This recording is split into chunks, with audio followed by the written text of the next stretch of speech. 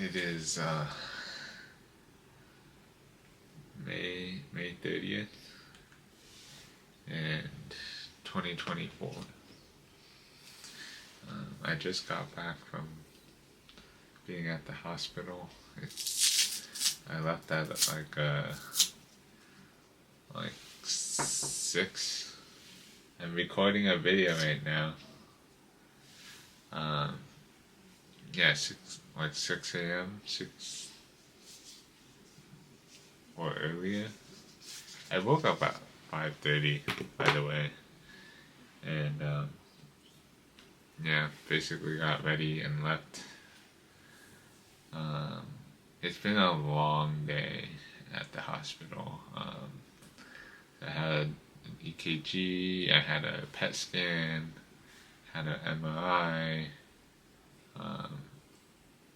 They basically checked everything and then talked to my doctor, did a blood draw, basically the whole 9 yards. And yeah, the PET scan is actually pretty interesting. They actually inject you with a radioactive material. And so now I am a danger to pregnant women and kids for the next I think 48 hours. And they even gave me a card that's in my other coat. I'll probably show it tomorrow, but it says, yeah, until June 1st, this person is radioactive. Anyways,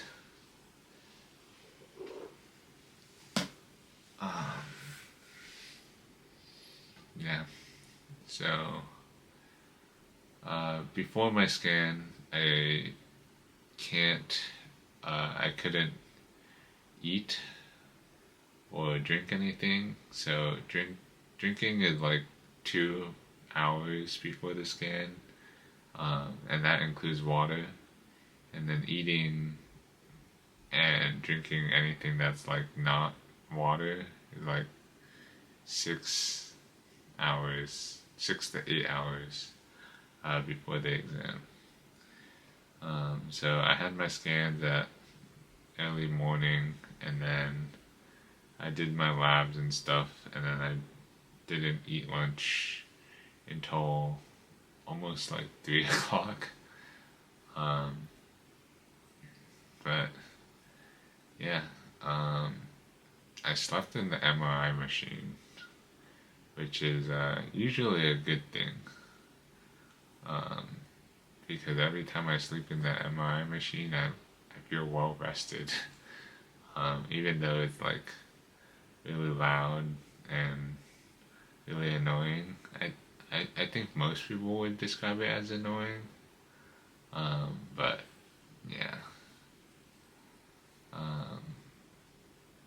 So I met with my doctor, and they basically said the clinical trial isn't really working. So I'm out of the clinical trial, and we're swapping medications, and basically, yeah, so not the great news to hear, but hopefully this new treatment will work better for my situation at least. So I'll be changing from the olaparib, the pembro, and temozolomide to radiation, the second course of radiation, because I already had radiation the first time, and I'll be doing radiation plus Avastin plus temozolomide, and they're doctors are still deciding on whether to add another chemotherapy or injection after that. But I'm studying next week, so we'll see how that goes, and I'll try to keep you guys updated, I guess. Yeah. As to how I feel about the whole thing, it's like it's a bit of a relief to not have to take so many chemo medications. I've heard some pretty good things about Avastin, but also some pretty scary things, like people got really good and really felt really strong, and then one day it just stopped working, and then they died. But hopefully that's not my case, and that because I'm so young and whatever, young and strong, and having physical exercise and a good diet will probably swing things in my favor somewhat. But yeah, that's currently the state of my knowledge of my current health situation.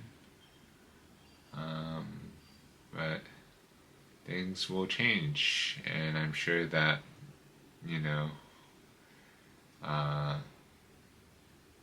things will either get worse or get better or stay the same, because those are the only three options.